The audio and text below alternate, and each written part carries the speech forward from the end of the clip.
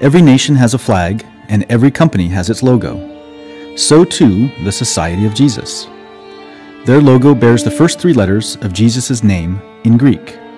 Over the years, it will be crafted simply or intricately in various designs and in various materials.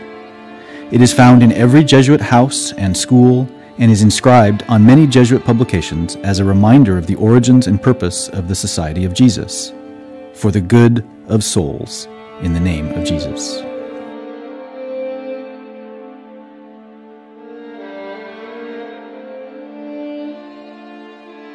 The life of Ignatius Loyola gives us an insight into the identity and vision of the religious order he founded. Ignatius was the Jesuit, and the Jesuits are Ignatius. Jerome Nadal, one of the early companions, in explaining what the Society of Jesus is, refers to the life of Ignatius saying, "It is a living example of our way of proceeding."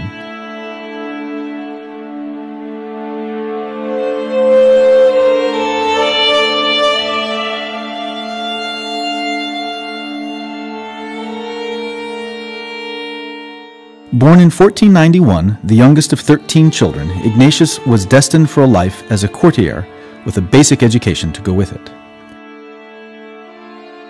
Ignatius had dreams of military glory.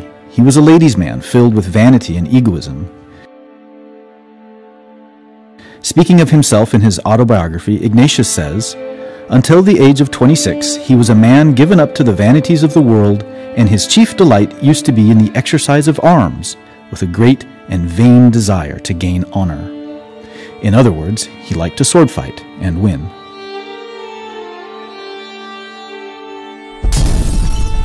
After joining the Spanish army, he was seriously wounded while fighting in Pamplona against the French. His dreams of a military career and fame were as shattered as his legs.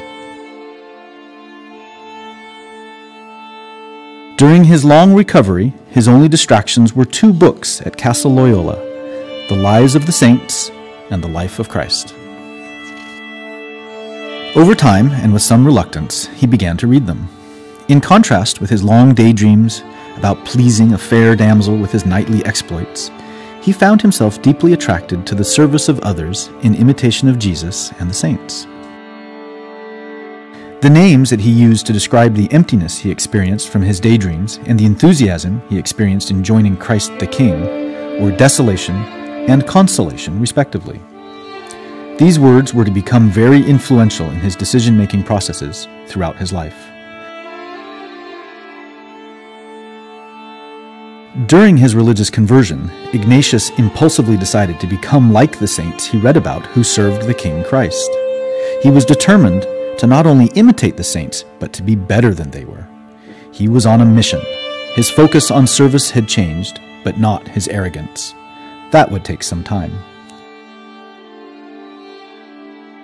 In medieval fashion, he journeyed to the Benedictine monastery of Montserrat in the Sawtooth Mountains outside Barcelona to dedicate his life to the lady in the castle, Mary, the mother of Jesus. His dream was to go to the Holy Land and convert Muslims, a dream he held for many years, and a dream which would never be fulfilled. He made his way down from Montserrat to the small village of Manresa to discern where God was leading him. He lived in a cave by the Cardener River. Never one for half measures, he threw himself into extended periods of prayer and penance, as well as service of others, caring for the sick, visiting prisoners, and counseling other people.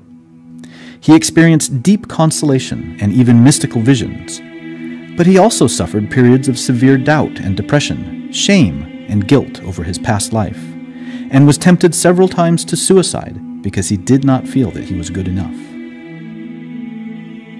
One afternoon, at the Cardener River, near his cave home, Ignatius had a profound yet mysterious experience which eventually led to his spiritual conversion. He realized for the first time that God loved him as he was at that very moment and not for what he could become tomorrow.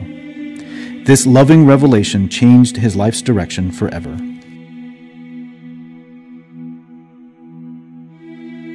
In the process, his vanity was further purified and his attraction to service became even stronger.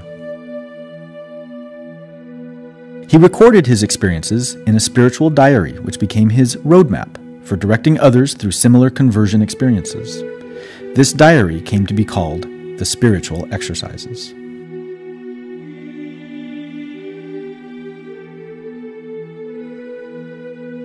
Since going to the Holy Land was out for now, he decided that the kind of service to which God was calling him could best be approached by becoming a priest. So he enrolled in the University of Paris, where, over time, he befriended 6 or 7 fellow students for whom he became a spiritual director. He eventually guided all of them through the experience of the spiritual exercises.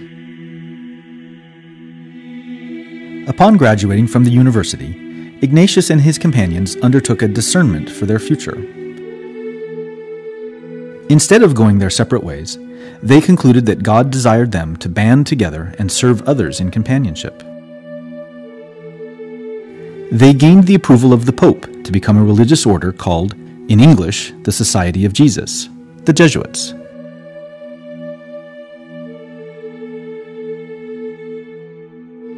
They grew to become the largest religious order in the Catholic Church. For over 470 years, their numbers grew until the end of the 20th century, when the numbers of active Jesuits began to decline. More and more lay people were taking over positions of authority in schools and universities, usually reserved for Jesuits.